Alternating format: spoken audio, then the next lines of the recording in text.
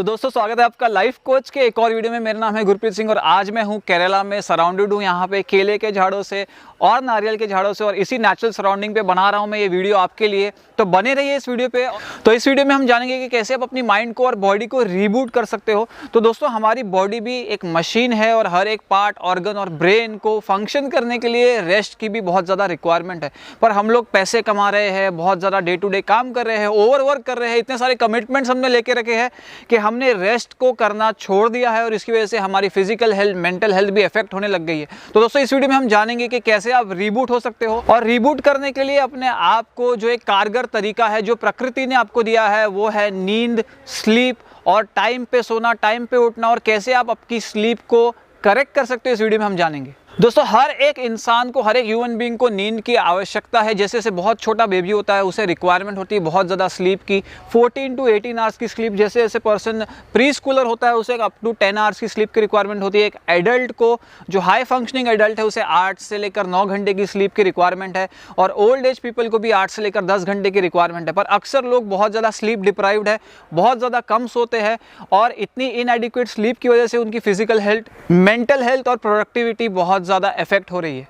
दोस्तों पहले तो हम जानेंगे कि स्लीप नहीं होने की वजह से, अगर आपकी स्लीप कम है तो क्या क्या इश्यूज आपको हो सकते हैं। पहले तो आपको बहुत ज़्यादा मूड डिसऑर्डर्स हो सकते हैं अगर आपकी स्लीप टाइम पे पूरी नहीं होती है। तो ब्रेन के कुछ बहुत सारे फंक्शंस हैं जिसको करेक्ट करने के लिए, रेस्ट करने के लिए और आपकी कॉग्निटिव हेल्थ को बेहतर करने के लिए आपको स्लीप की आवश्यकता है। इसलिए बहुत सारे लोग प्रोन हो सकते हैं एंजाइटी के लिए भी, डिप्रेशन के लिए भी, बहुत सारे डिसऑर्डर्स के लिए भी, अगर उनकी नींद टाइम पे पूरी नहीं होती और वो स्लीप डिप्राइव्ड होते हैं। दोस्तों नंबर 2 इफेक्ट है कि जो लोग टाइम पे नहीं सोते या अपनी स्लीप अच्छे से नहीं ले पाते, उनकी इम्यूनिटी बहुत ज़्यादा गिर जाती है, और इम्यूनिटी को बढ़ाने के लिए आपकी बॉडी काम करती है, रिपेयर मोड में जाती है रात को जब आप सोते हो। इसलिए अगर आप अपनी इम्यूनिटी को बढ़ाना चाहते हो, बहुत जल्दी बीमार नहीं पड़ना चाहते हो, और अगर बीमार पड़ो भी तो जल्दी रिकवर होना चाहते हो, तो अपनी नींद आपको लेना बहुत ज़्यादा ज़रूरी है। दोस्तों अगली चीज़ मैं आपसे शेयर करूँगा, अगर किसी का लिबिडो लो है या उसकी सेक्स ड्राइव लो है या कोई भी प्रॉब्लम्स है, उन्हें जो सेक्सुअल डिसफंक्शन की प्रॉब्लम्स है, तो ये सारे फंक्शंस भी, आपका जो एंडोक्राइन सिस्टम है वो भी ओवरनाइट काम करता है। इसलिए अगर आप स्लीप नहीं देते हो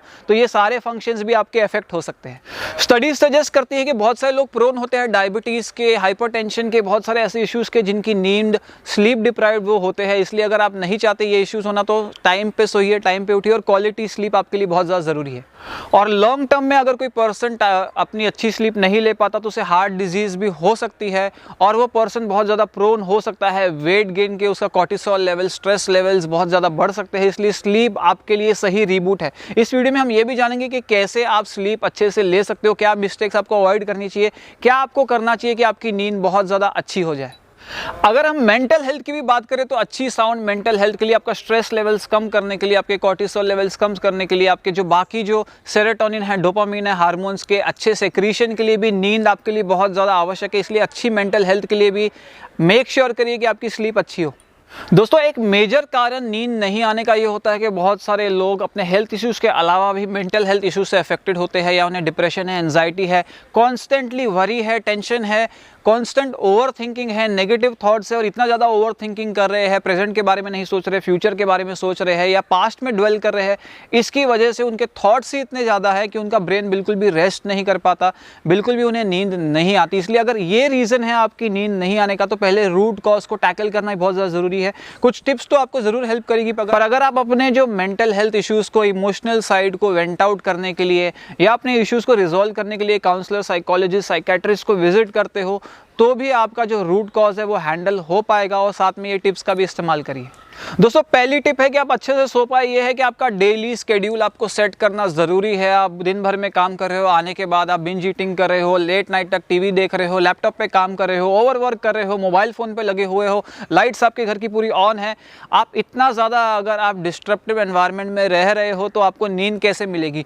नींद आने के लिए ज़रूरी है अपनी बॉडी क्लॉक को एडजस्ट करना ज़रूरी है। अगर आप एक टाइम पे उठ रहे हो और एक टाइम पे सो रहे हो, आप उसके बीच में चाहे ओवर वर्क कितना भी करिए, पर कंसिस्टेंसी रखिए आपके उठने और सोने के टाइम में, और आपकी बॉडी क्लॉक एक टाइम पे एडजस्ट हो जाएगी और आपकी नींद पूरी होने लग जाएगी। दोस्तों सेकंड टिप है कि टेक्नोलॉजी का यूज़ मिनिमम कर दीजिए। अगर आप लैपटॉप, फ़ोन और बाकी सब गैजेट्स है बेड पर ही लेकर बैठते हो तो फ़ोन्स के अंदर भी जो लाइट्स होती है, एमिशंस होती है, वो आपको सोने नहीं देती है। साथ में ही आपका ब्रेन बहुत ज़्यादा ओवर एक्टिव होता है, इसलिए सोने के पहले बिल्कुल भी बहुत सारे इक्विपमेंट्स को यूज़ मत करिए, इलेक्ट्रॉनिक्स को यूज़ मत करिए। कम से कम 1 घंटे पहले आप अपना रेस्टिंग टाइम डिसाइड कर लीजिए। इक्विपमेंट्स और इन सब को अपने बेडरूम से दूर रखिए। आपके जो फ़ोन्स है, नेटवर्क्स है और बाकी सारे जो वाईफाई के नेटवर्क्स है उनको आप ऑफलाइन पर डाल दीजिए, ताकि आपका ब्रेन रिलैक्स कर पाए और कोई भी वेव्स उसकी फंक्शनिंग के अंदर बिल्कुल भी डिस्ट्रप्शन ना डाले। दोस्तों अगली टिप मैं आपसे दूंगा कि आप खाने की मात्रा को नियंत्रण कर लीजिए। दोनों चीज़ें मैं आपसे कहूँगा कि बहुत ज़्यादा भी मत खाइए, बहुत कम भी मत खाइए। अगर आप बहुत ज़्यादा खा के सोते हो तो आपका डाइजेशन का प्रोसेस ही बहुत सारे घंटे ले लेता है। उसकी वजह से आपका ब्रेन कॉन्स्टेंटली काम कर रहा है, आपकी बॉडी काम कर रही है, इसलिए नींद आपको नहीं आ पाएगी। अगर आपको नींद आएगी तो आपका जो डाइजेशन इफेक्ट होगा, स्लीप की क्वालिटी भी इफेक्ट होगी। हो सकता है आपको एसिडिटी, गैस, ऐसी सब प्रॉब्लम हो जाए। दूसरी चीज़ है कि आप बहुत ज़्यादा अगर कम खाते हो, अगर आप सोच रहे हो मैं कोई पर्टिकुलर डाइट फॉलो कर रहा हूँ, मैं कम खाता हूँ या रिस्ट्रिक्ट कर रहा हूँ अपना कैलोरी इंटेक, तो उसकी वजह से क्या होगा कि आप एम्प्टी स्टमक अगर आप सोने जाते हो तो रात के बीच में आपको हंगर पैंग्स बहुत ज़्यादा हो सकते हैं। ये भी हो सकता है कि आप बिंज ईटिंग करो उस टाइम पे और आपकी नींद खराब हो जाए। हो सकता है कि आप सोने की कोशिश करो, आप सो नहीं पाओगे, आपका ब्रेन कॉन्स्टेंटली सिग्नल करेगा आपको कि पेट में दर्द हो रहा है, भूख लग रही है।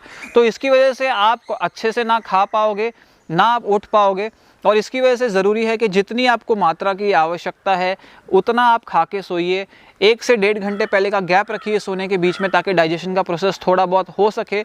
और बिल्कुल भी बेड टाइम तक या बेड पे कोई भी स्नैक्स या कुछ लेके मत जाइए।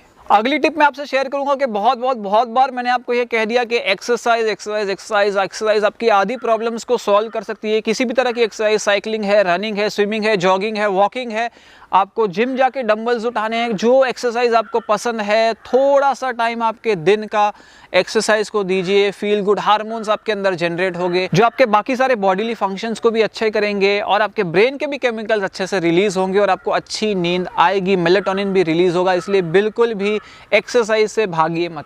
दोस्तों अगली टिप मैं बोलूँगा, मैंने हर वीडियो में कहा है पर आपको लगता है वो तो बहुत बोरिंग काम है, मेडिटेशन कौन करेगा, रिलैक्स कौन होगा। तो लेकिन आपको अगर अच्छे से सोना है, कम से कम half an hour to 45 minutes पहले ही सोने से पहले अपनी लाइट्स को डिम कर लीजिए, वाइट लाइट्स को ऑफ कर लीजिए, डार्कनेस में आप अपने आप को इमर्स कर लीजिए। आप कोई सोलफुल म्यूजिक सुन सकते हो, गाइडेड मेडिटेशन सुन सकते हो जो आपको पसंद है, और हल्के हल्के सॉन्ग्स आप सुन सकते हो उस टाइम पे अपने फ़ोन को एयरप्लेन मोड पे डाल के। और ऐसा अगर आप करते हो तो आपको धीरे धीरे स्लीप इंड्यूस होने लग जाएगी, डिफ़िकल्टी इतनी नहीं होगी। और थॉट्स को, डिस्कशंस को, लोगों के साथ फ़ोन पे बात करने को, चैट्स को अवॉइड करिए, क्योंकि वापस से आपका थॉट प्रोसेस चालू हो जाएगा। जैसे जैसे आप किसी के साथ चैट करेंगे तो उसका कोई रेसिड्यू आपके दिमाग में रह जाएगा, आप जिसको ओवरथिंक करने लग जाओगे, या आपको कोई कॉल आ गया या आप मैसेंजर पे बात कर रहे हो। इसलिए इन्फॉर्मेशन सोने के टाइम लिमिटेड लीजिए, क्योंकि वही इन्फॉर्मेशन आपके ड्रीम्स में भी तब्दील हो सकते हैं, ओवर थिंकिंग में भी तब्दील हो सकते हैं, नाइटमेयर्स में भी तब्दील हो सकते हैं। इसलिए अपनी स्लीप को नियंत्रण करने के लिए ज़रूरी है कि आप थोड़े सा टाइम 45 मिनट्स टू 1 आवर सोने से पहले रिजर्व करिए एक बेड टाइम रिचुअल के लिए, और जो रिचुअल आपको पसंद है उसका आप उपयोग कर सकते हैं। नेक्स्ट टिप मैं आपसे शेयर करूंगा कि स्टिमुलेंट्स से दूर रहिए। बहुत सारे स्टिमुलेंट्स हैं, जैसे कि कॉफ़ी है या मे बी शुगर है, या बहुत सारे लोग अल्कोहल का भी इंटेक करते हैं। ये सारे स्टिमुलेंट्स आपको लगता है कि आपको रिलैक्स करते हैं, आपको फील गुड करवाते हैं, आपको बेटर फील होता है, पर नहीं, ये स्टिमुलेंट्स है जिसमें आपको एक हाई पीक मिलेगा, फिर वापस एक क्रैश मिलेगा और आप रिलैक्स नहीं कर पाओगे, और जिटरी फील करोगे, और ज़्यादा एंशियस फील करोगे, और आपका ब्रेन भी ओवरवर्क करेगा। इसलिए ये सारे स्टिमुलेंट्स से दूर रहिए। कुछ बेटर कोप अप मैकेनिज्म्स का इस्तेमाल करिए या एक प्रोफेशनल को विजिट करिए। और दोस्तों आखिरी टिप मैं आपसे शेयर करूंगा, अगर आप ये बोलोगे कि मेरा रूटीन पहले से बहुत ज़्यादा ख़राब है, मैं बिल्कुल भी टाइम से नहीं सोता, टाइम से नहीं उठ सकता, तो मैं शुरुआत कैसे करूं। सबसे पहले आप शुरुआत करिए कि अपने जो उठने के टाइम को है आधा घंटा हर रोज़ एडजस्ट करिए। अगर आज मंडे है तो अगर आप 8 बजे उठते हो तो 7:30 का अलार्म लगाइए ट्यूसडे के लिए, फिर 7 o'clock का, फिर 6:30 का, फिर 6 o'clock का। अगर आप 12 बजे उठते हो दोपहर को तो आधा घंटे करके धीरे धीरे आपका जो उठने का टाइम आप पहले शेड्यूल करिए। उसके बाद अपने पूरे दिन का रूटीन जैसा है वैसा ही करते रहिए, और बिल्कुल भी दिन में सोने की आदत मत डालिए। बीच में जो भी है आफ्टरनून के अंदर कोई भी नैप मत लीजिए, और शाम तक आपकी जो बॉडी है ऑटोमेटिकली अगर वो टायर्ड हो जाएगी, जो भी उसने काम किया उसे रेस्ट की रिक्वायरमेंट होगी, तो चांसेस है कि शाम के बाद जैसे ही रात आएगी तो आपका सोने का टाइम भी धीरे धीरे आधे से 1 घंटा जल्दी होने लगेगा। ऐसे आपको 2 से 3 वीक लग सकते हैं अपनी बॉडी क्लॉक को एडजस्ट करने के लिए, पर आप ये ट्राई करके देखिए। अगर आपकी बॉडी क्लॉक एडजस्ट होती है, आपकी 50% हेल्थ इश्यूज जो भी आ रहे हैं, मेंटल हेल्थ इश्यूज भी जो भी आ रहे हैं वो भी रिजॉल्व हो जाएंगे और आपको बहुत ज़्यादा फ्रेश फील होगा, रिलैक्स फील होगा, आपके अंदर थॉट्स कम आएंगे और मेंटल हेल्थ और फिजिकल हेल्थ भी आपको अच्छी मिलेगी। तो दोस्तों ये थे कुछ टिप्स अपने आप को रिबूट करने के लिए, अपने ब्रेन को रिबूट करने के लिए, वापस से एनर्जाइज होने के लिए। एक रिबूट करना बहुत ज़्यादा ज़रूरी है आपके लिए अगर आप चाहते हैं आप एक फ्रेश स्टार्ट कर पाए नए दिन की, नए विचारों के साथ, पुराने बिलीफ सिस्टम को छोड़ के और आगे की नई पॉसिबिलिटीज़ को आप एक्सप्लोर कर सकते हैं। तो दोस्तों ये वीडियो था इतना ही। अगर आपको वीडियो पसंद आए लाइक करिए, कमेंट करिए, शेयर करिए, सब्सक्राइब करिए चैनल को और देखते रहिए लाइफ कोच। और मैं साइन ऑफ कर रहा हूँ केरला से। Good bye and good day.